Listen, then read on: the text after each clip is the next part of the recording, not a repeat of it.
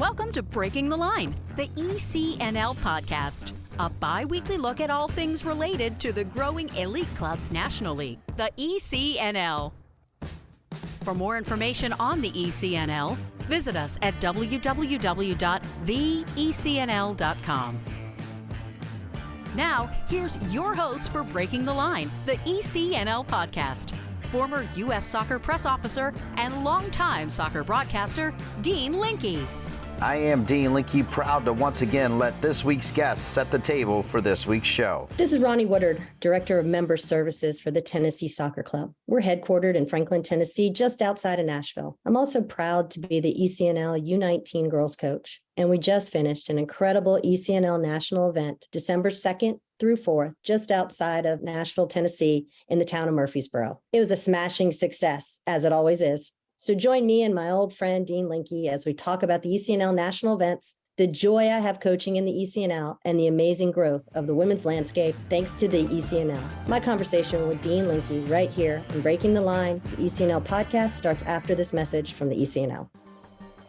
As the game continues to evolve in the United States, the ECNL remains the standard of excellence in youth soccer. The Elite Clubs National League has grown to include over 200 clubs and nearly 50,000 players across the country, with a robust competition platform for teams, educational resources for coaches and clubs, and unparalleled identification and development opportunities for players.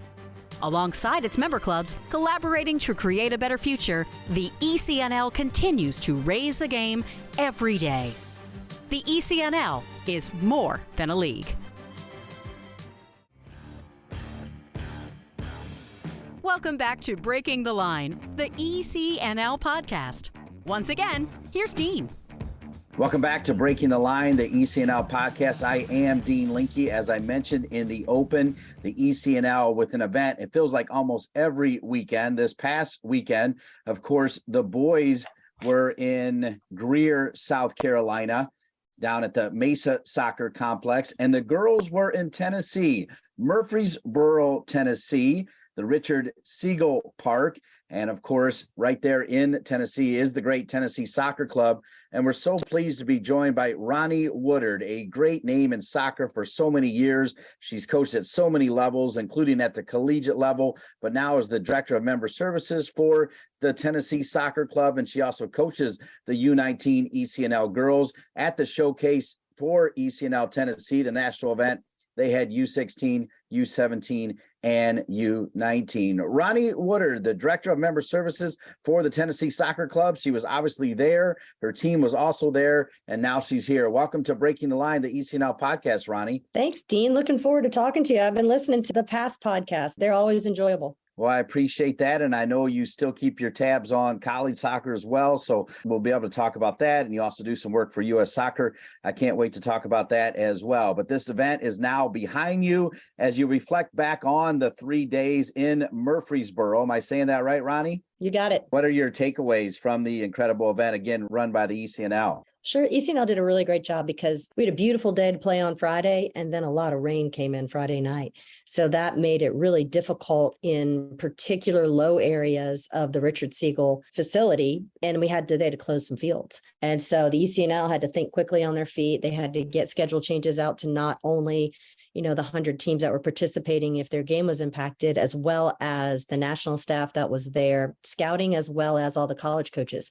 So they did a really good job of reorganizing on Saturday and all the way into Sunday morning due to some of the conditions of some of the fields. And, I thought for them to be able to conduct the full event, they did reduce the amount of time that people played, but they got all the games in, and I think everyone had a really good experience. We're here with Ronnie Woodard, the Director of Member Services for the Tennessee Soccer Club. As I mentioned, the coach of the U19 ECNL girls. We're just getting done with the incredible ECNL Tennessee National Event. I mean, it truly is a showcase, right? I mean, there are so many college coaches, and they are looking at some big time talent, right, Ronnie? Oh, without a doubt. And keep in mind, too, that the dead period starts in a week. So if you were a college coach, you were on the road and you were at this ECNL event, at least one member of your staff was there. Hundreds of college coaches lining the sides of the field, braving the cold weather at times, braving the rain at times, adjusting on the fly to any type of schedule change, all because there's such a premium placed on the recruiting at this showcase event for the ECNL. The timing of this event is essential. It's the last recruiting opportunity before NCAA women's soccer goes into their dead period until January.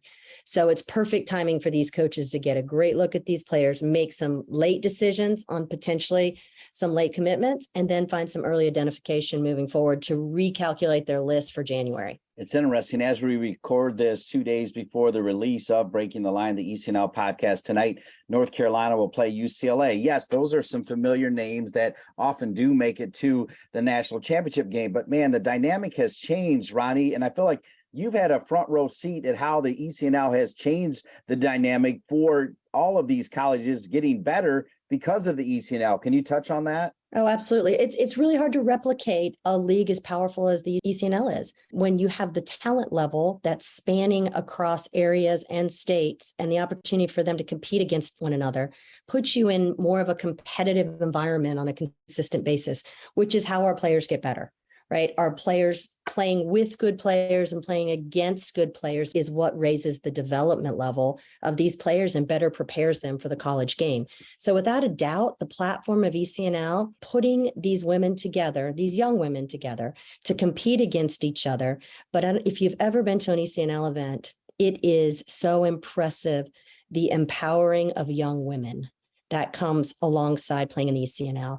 It is what the platform is. It's what they're built on. So not only are they helping these young women become strong women and pushing them athletically, but the overall mentality and health of these players and encouraging them to be strong and stand tall is what the ECNL stands for. And so put those two together and you're going to have a better prepared college player. One of the things that kicks off the December 2nd through 4th event at the ECNL Tennessee National Event Showcase, as Ronnie Woodard mentioned, all those college coaches there, is the National Select Game. Can you give us some highlights of what your takeaway was from the National Select Game? Oh, it's a track meet to begin with. You've got players from all over the country representing different clubs, and they all come here and we put together two teams and they play a game. And this was under the lights in the Richard Siegel Soccer Stadium. The atmosphere was electric because what happens is that then those clubs come to cheer on their players that are representing their club. They make signs, they run the sideline, they paint their faces, they're cheering. And every time there's a touch on the field, someone is screaming for it. It's just such a great environment for these players to get to experience, playing in front of a large group, playing with players that they don't know at all, and having to adapt and adjust how they play, and watching the development that happens from the first whistle to the last whistle and how players change and grow into the game, the more familiar they become with one another. If you ever get a chance, if anyone's listening to this podcast, and even if you don't have a player from your club that's participating in that particular event, I highly encourage you to go out and watch it. The level is very good. The excitement is amazing. And the support is super heartwarming. And so I would encourage anyone that gets a chance to go out and watch the game. I understand there were 7 goals scored in the game. The East beat the West 5-2. Is that right? That's correct. It was unbelievable. And some great goals too. It was box to box, end line to end line. As you can imagine, there was a lot of energy on the field. And then off the field just sparked even more energy on the field.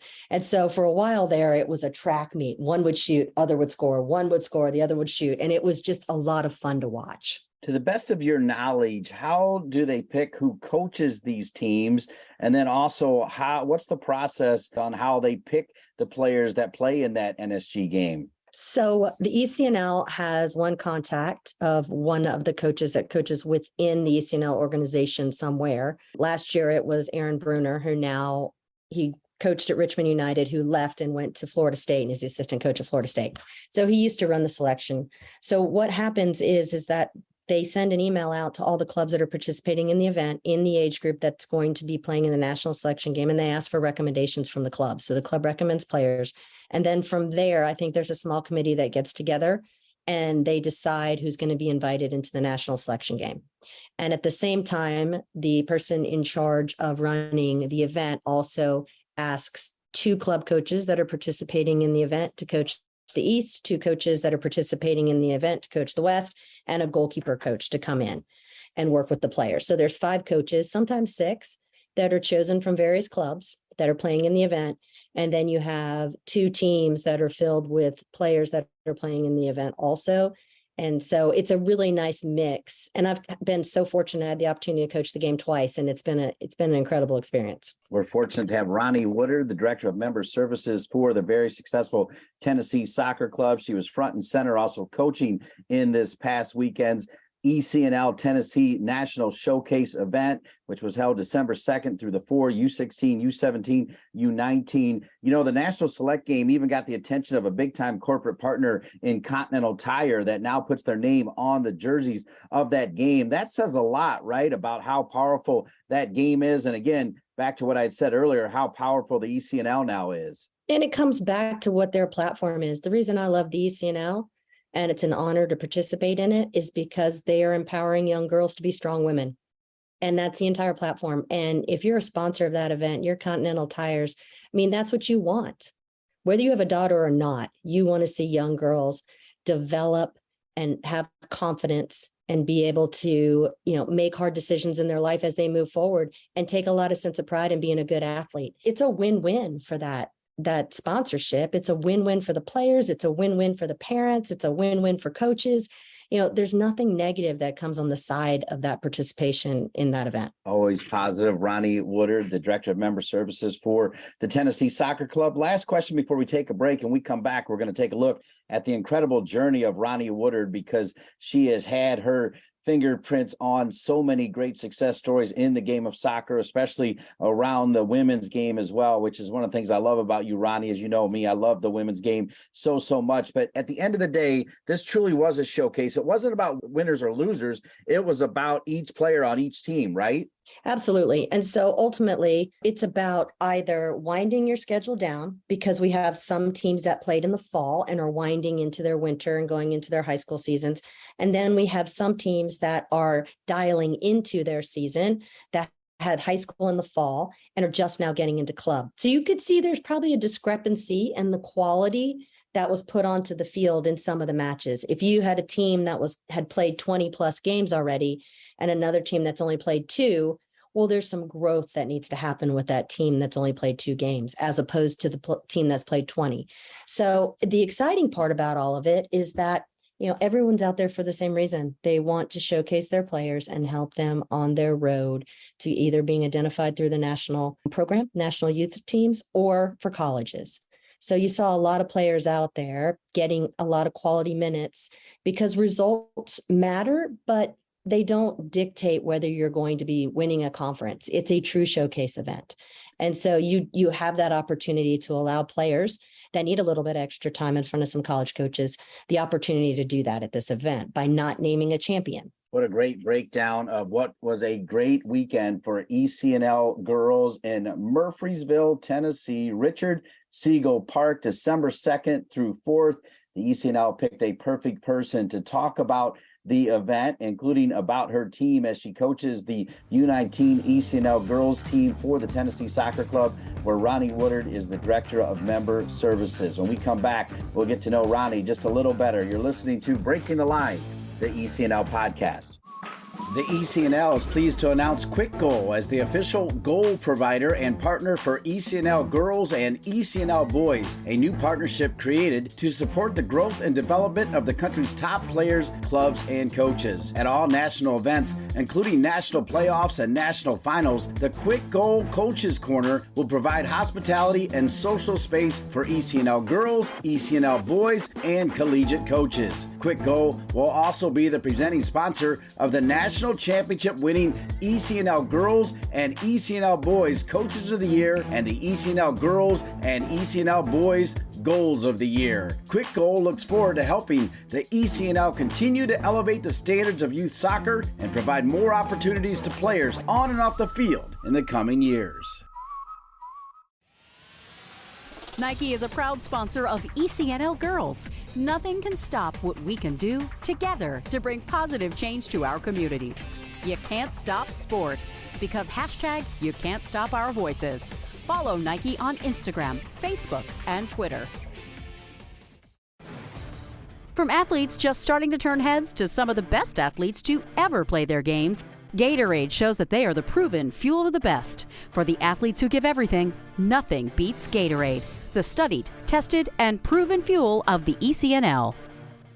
Welcome back to Breaking the Line, the ECNL Podcast. We're joined by Ronnie Woodard, the Director of Member Services for the Tennessee Soccer Club, a great club headquartered in Franklin, just outside of Nashville. Of course, the Richard Siegel Park is just outside of Nashville in Murfreesboro, Tennessee, and that was the home of last weekend's ECNL National Event for ECNL girls. And Ronnie Woodard was kind enough to break down all the great things that happened that weekend. When we left, Ronnie, I promised people that we'd get to know you a little bit better. You've got a great career, a career that involved time with Robbie Church. I think you started the UNC Charlotte program, but before even there, talk about where you grew up. Did you play in college, how you got into coaching, and then the various stops you've had in your coaching career. It's a podcast, Ronnie, so take your time. It's a long career, but that's going to actually tell you how old I am. So we're not going to mention what years that I played in college. Right. I was really fortunate that I was at the very beginning or catching Title IX. And so when I was coming out of high school, I had been smitten and fallen in love with the game of soccer. And I was real fortunate that when I was graduating, that all of the women's programs are starting to get added gradually as I was coming out. Born in Pennsylvania, but I grew up in Georgia and North Carolina. My parents moved to Georgia when I was 10, and then we moved to North Carolina when I was 15. So I was really fortunate to be in the South and play for some really good teams. But it led me to where my path started, and I played soccer at Duke University. I played for Billy Hempen, and it was an amazing experience. I loved every minute of it. If you ask me now what color my blood is, it is Duke blue. And if you ask me if I have anything in my wardrobe that is a light powder blue, I will tell you very definitively, I do not own any powder blue.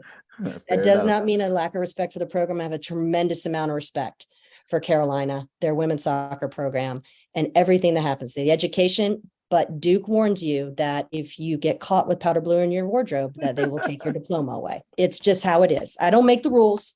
I just follow them, right? Amen. So needless to say, I got an undergraduate degree in sociology, and Billy Hempen, as I was leaving my last day being a senior, and he's like, they call me Rono.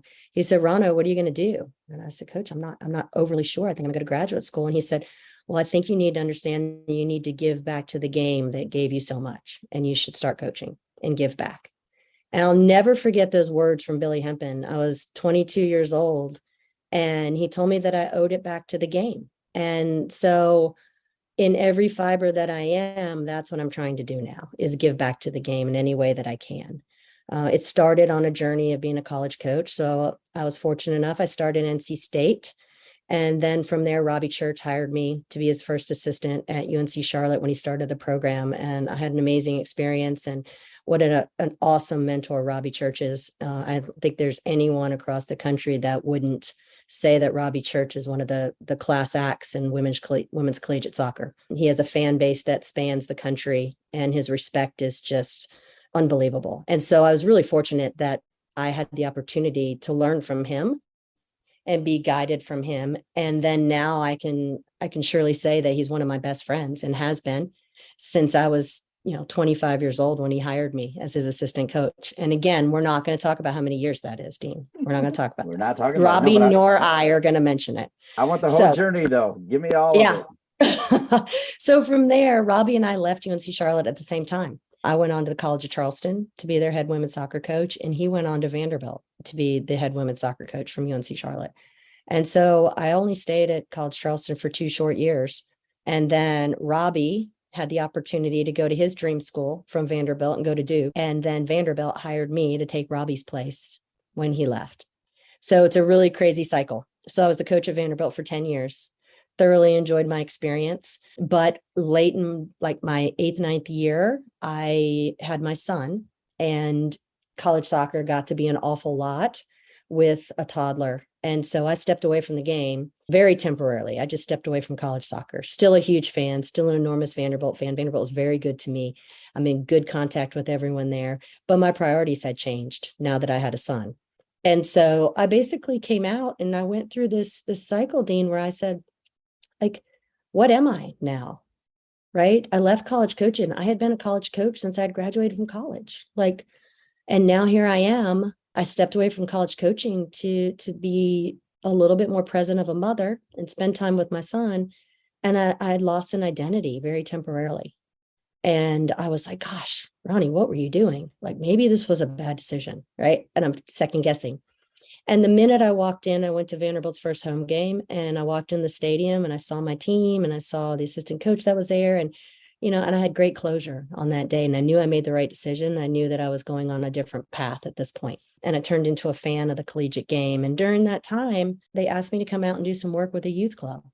And I had not had time in the past to do much of it because I was at Vanderbilt. And I went back out and started working with Tennessee Soccer Club. And they gave me a really great first team. And we were U15. And it just sparked this passion for the youth side of soccer. And I realized what a positive impact I could have on those girls in the age of 14 to 18 as they're preparing to go to college, where is exactly where I realized that I wanted to empower a young girl to be strong women, right? Was in this avenue and this platform. And so I was really fortunate. I had a great team for those 4 years, and we won a national championship. We won a U.S. Youth National Championship in their senior year. It was very poetic. I don't know if you could have painted a better history or a better ending, but they played their very last game together in the national championship. And then from the airport in Dallas, they all flew to their colleges to go start. Like it was about as perfect of an ending as you could have to your club career, right? Tennessee Soccer Club joined the ECNL shortly after that. And here I am coaching an ECNL team. I ran the Olympic development program for the South region, technical director for that. So I give back to the sport by helping in that program. And then I went back and decided I wanted to do some more learning. So I went back to coaching school. And now I teach coaching licenses for U.S. Soccer.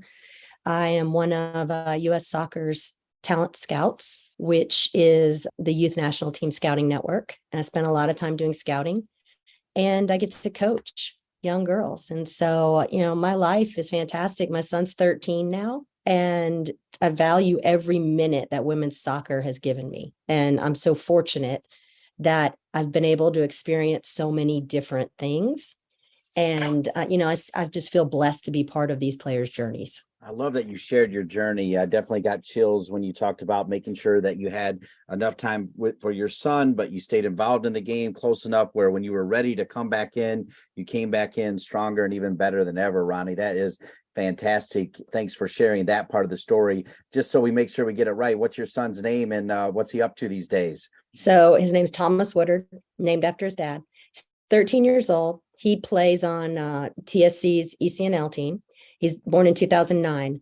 Now, mind you, he's a 5'10", 13-year-old. So with the size 13 foot, his first love is basketball, right? His very first love is basketball. And then he plays soccer also, and he's a goalkeeper, which if anyone's listening to this podcast, shout out to the moms of goalkeepers, because I'm not sure there's a worse place to be on the sideline than the mother of the goalkeeper. Like it is. I stay pretty calm and cool on the side, but man, my heart's just beating every time the ball gets near him. So shout out. I got a lot of time for all the moms of goalkeepers that are possibly listening to this podcast. So yeah, he's doing great. 13 years old. He's in 7th grade and playing basketball and soccer. It's interesting too, because you were a great player. You coached at so many places. Now you're coaching the ECNL girls team, which I know you love. And I want to go back to the one that won that U.S. Youth National Championship, even on the ECNL podcast, to see if you remember if any of those players went on to greatness. So I'll really challenge your memory right there. But I always tell people, I call every different sport every different place. And people always ask me, what's your favorite sport to be at? What is it? And it's wherever my sons were playing, that was my favorite sport. So no matter what game I was broadcasting, really my true joy, and believe me, I love every game that I call, but was watching my kids play sports. There's nothing better than that, Ronnie. Right. Yeah. My husband always says, oh, it's such a great day. I get to watch my favorite athlete play today. Right. Right. And that's how he always says it. And I'm like, man, that's a really cool way to look at it, is you get to watch your favorite athlete, through thick and thin, through disappointments, through amazing accomplishments and performances. It's still always going to be your favorite athlete, no matter what. It's always going to be that way. Amen. You clearly had some big time athletes though on that team that won the national championship. Do you remember a couple of them without hurting the feelings of a couple? Yeah. Who are some players that we would know? So Carly Pascal played at Duke. Okay. She just graduated a year ago, and she is now one of the performance coaches at Atlanta United for the MLS team and the academy. Jessie Harvey was a goalkeeper at Georgia. Sydney Hunt played at DePaul. We had players that went to Belmont. We had 3 players went to Belmont. It goes on and on and on and endlessly. And those girls were they were just fantastic. And they're dear to my heart. When they come in town, they come see me at the fields, when we go get coffee, and they made a really big impact in my life. And they actually are the ones that pushed me into a direction of loving youth soccer. Went out there just saying, okay, I'm just going to coach a little bit, get my feet down and figure out how this goes. Right. And I just fell in love with it and spending time with them. And it was, I owe them a lot too for that journey. So much fun spending time with Ronnie Woodard. We're going to take one more break and get her take on the amazing growth of women's soccer as she talks about empowering women. There's such a great platform to make that happen now in the NWSL with the U.S. women's national team, even abroad where the crowds are off the charts. We'll talk to Ronnie about that and more in one last final segment on this week's Breaking the Line, the ECNL Podcast. ECNL Boys is partnering with Puma for the 2nd year, driving sport forward with the leading products and the next generation of pros who wear them. Puma has proven themselves as the fastest sports brand in the world, the fastest innovation, the fastest players, and the fastest products in the game. They're the perfect partner to complement the speed and talent of our teams. In keeping with their mantra of forever faster, Puma introduces the world's fastest boot, the Ultra. The only boot engineered for speed, the Ultra combines a woven upper with a lightweight outsole for direct forward motion, speed, and acceleration. It's the best in the game, designed for the best players in the game. Soccer.com is proud to partner with the ECNL to support the continued development of soccer in the U.S. at the highest levels. We've been delivering quality soccer equipment and apparel to players, fans, and coaches since 1984. Living and breathing the beautiful game ourselves, our goal at Soccer.com is to inspire you to play better, cheer louder, and have more fun. Visit Soccer.com today to check out our unmatched selection of gear, expert advice, and stories of greatness at every level of the game. Welcome back to Breaking the Line, the ECNL Podcast. We're with Tennessee Soccer Club's Ronnie Woodard, who did so many great things. As she mentioned, she coached at UNC Charlotte. She coached at College of Charleston.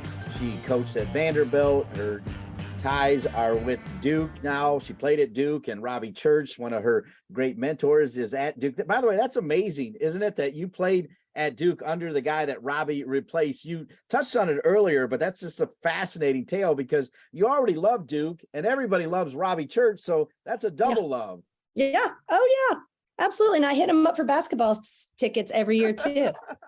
So myself every year. He's kind enough, and my husband and my son and I come up to a game in Cameron every year. So yeah, it's great that he's still there. And when he leaves, I don't know what I'll do. I won't have tickets anymore. Well, I think they'll still remember what you do and what continue to do in the game. Yeah. And by the way, like me, you also dabble in broadcasting. You're really good. You're great on this podcast, but you've done a little bit of that, including with the MLS team, right? Ronnie, talk about how much you love that. Oh gosh. Yeah. So it was really interesting when they called me. It was when Nashville Soccer Club joined the USL.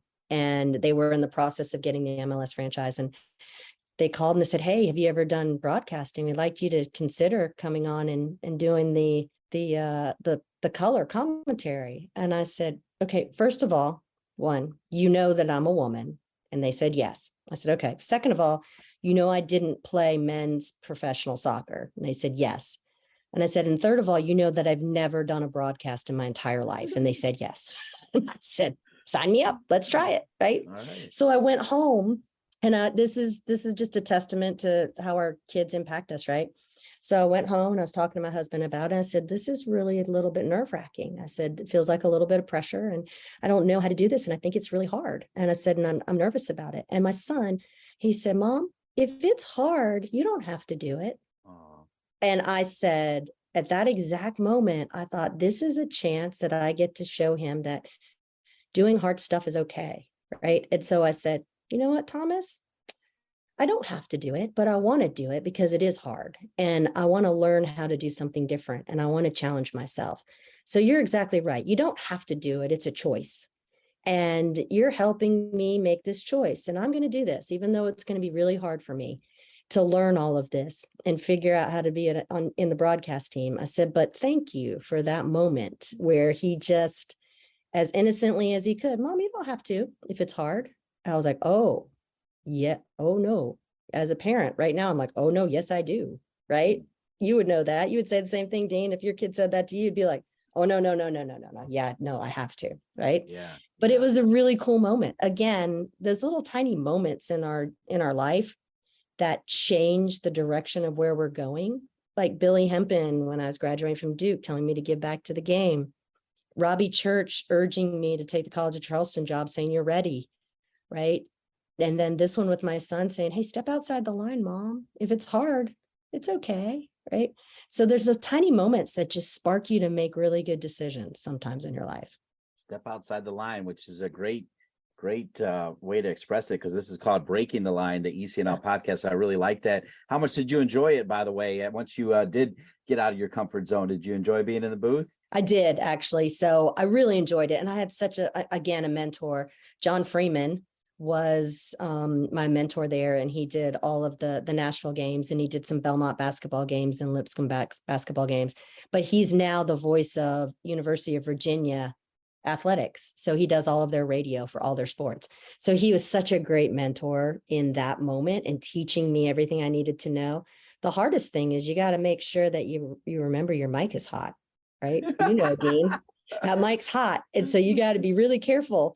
And, you know, when the game gets tight and there's a big goal scored, I've been known in the past on one of the broadcasts to squealed one time on a broadcast when the ball went in the back of the net. We scored in injury time to win the game, and you could hear me squeal, and it was all over social media. People were like, oh my God, I love the squeal from the play-by-play from the color commentator. And I was like, oh. That so just means you're being real, Ronnie. Yeah, you're just being real, right? Yeah, it was real. And you know, you also have to be pretty thick-skinned. Yep. To do that, as you know, you mispronounce a name, you say, you know, I mean, the cardinal sin, the first thing they tell you is do not say offsides. It's offside, right? You get that wrong and you're in trouble. Yeah. And, you know, and everyone's an armchair quarterback and everybody's got opinions. So being a female doing a men's game, you have to mind your P's and Q's, and you got to be pretty thick skinned, you know, because yeah. Since you taught a lesson to your son as well about that's right, being willing to get out of your comfort zone. You were definitely in your comfort zone this past weekend in Tennessee. We talked about it in the opening segment, and then you also mentioned that you were scouting there for U.S. Soccer, so you get to see kind of the up and coming players for U.S. Soccer. Break that down for us, because that's pretty exciting, Ronnie.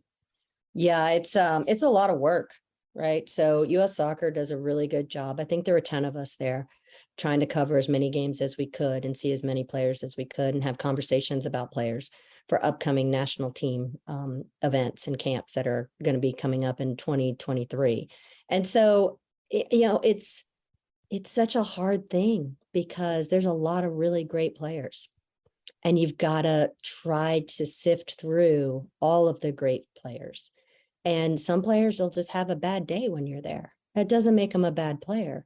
It means they had a bad day. There's not a player that's going to have a perfect performance every time they step on the field, and they may not have a perfect performance on the day that a national scout is there. But that's why we're really cautious when we're scouting to talk about their performance on the day only, right? And you put down the notes of what you observe, and you try to take the emotion out of it 100%, and you just observe what happens. And you chart times, and you chart movements, and you chart motions, and you chart anything that would have potentially positively or negatively impacted the performance of the player, right? And you put that in your document and you submit it, and the national team gets to, you know, sort through it and see where it takes us. But having different eyes that have the same principles, we're all trained the same way, and we all know how U.S. Soccer wants to play. We all know the player qualities that they're looking for. And so we evaluate according to what U.S. Soccer standards are, but there's always a different lens with all of us.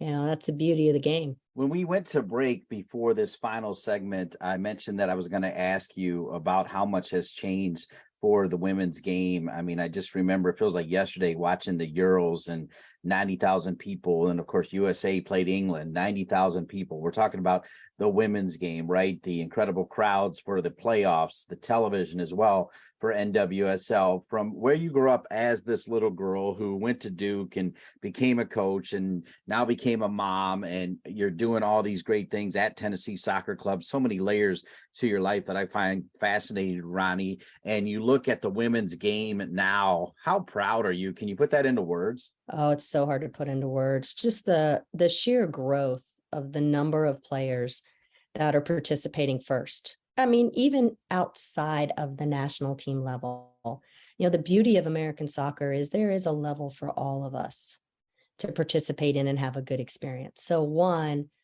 the growth that's happened with just sheer numbers is unbelievable.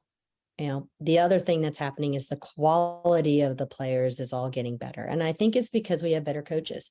We have more experienced coaches. We have coaches that have played. We have coaches that are attending coaching licenses, and it's turned into a professional environment developing these players. And so anytime that you are changing an environment in a positive way to challenge players more, it's going to create a stronger environment for them and thus grow the sport. And so, very few times can I go anywhere without looking at someone and go, oh yeah, she's a soccer player, right? Like you just know, and it's all around. And the buzz that's going to be with the women's national championship tonight. I can't wait. Well, we're going to have it on the TV, and I watch women's college soccer every game day and on multiple screens at the same time. I'll have it on my television. I'll have it on my cell phone. I'll have it on my iPad. I'll have it on my computer. I could visibly watch 4 games at the same time as I scan. Because it's just so exciting to see so many women playing and participating at a high level in the sport. Well, in tonight's game, again, this show will air Wednesday, 2 days later, but the rosters are comprised of almost all ECNL players, with the exception of the players that come over from overseas or from South America. And there's a few of those as well, a few from Canada. But overall, ECNL stands for Elite Clubs National League. In your heart and in your mind, when you think of ECNL, Ronnie Woodard from Tennessee Soccer Club, what does ECNL mean to you and all of these young girls? So that's a great question. I think it's several different avenues. One, to go back to providing an environment for young girls to learn the game and develop. 1, 2, to find themselves as they go on their developmental journey, emotionally, physically. And 3, to raise more awareness that women in sport has a real value, right? And so to me, when I step onto an environment and I see these ECNL players, they're very excited to be there. And I see this camaraderie that's within the team. And then now I've started to see the camaraderie within teams from different clubs. The longer I'm in the ECNL, more friends that I have that are club coaches now. And there's just this amazing respect for one another. There's a respect for the game. There's a respect for players. There's respect for coaches. And to me, ECNL has done that with class, right? They bring people in, they hold them to a high standard, they put them in a competitive environment, and they make the statement, it's okay to be strong. And it is okay to be a girl and to battle on the field. And when you step off, shake hands with your opponent and go on your way, right? That's what they make this okay to do. And in essence, what they're doing is they're just creating stronger young girls through this incredible platform that they have. Wow, what a great way to end. Ronnie Woodard does such great work for the Tennessee Soccer Club, where she also coaches their ECNL team and is the director of member services, and has definitely made a difference in the game for all of these young girls that she just mentioned. Great ending comment there, Ronnie. I've always enjoyed spending time with you, particularly when I see my wife's family in Franklin, Tennessee. I hope I can do it again and drop in on you guys. But more importantly, I truly appreciate you being this week's guest on Breaking the Line, the ECNL podcast. Thanks for being with us, Ronnie. Thanks so much for having me. What an honor. It was great. It's good seeing you on the Zoom. Good chatting with you on the podcast. And then, yeah, definitely stop by the office when you come in town. Thank you, Ronnie, and thank you to all the great people at the ECNL, including Andrea Wheeler, who will help put this together, as well as our great producer, Colin Thrash. For each and every one of them and all of you, I'm Dean Linke. We'll see you in 2 weeks for another edition of Breaking the Line, the ECNL Podcast. Thanks for listening to Breaking the Line, the ECNL Podcast. For more information on the ECNL, visit us at www.theecnl.com. And if you have a suggestion for the show or a great idea for a guest, please email us at info@theecnl.com. Breaking the Line, the ECNL Podcast is an ECNL production. ECNL, more than a league.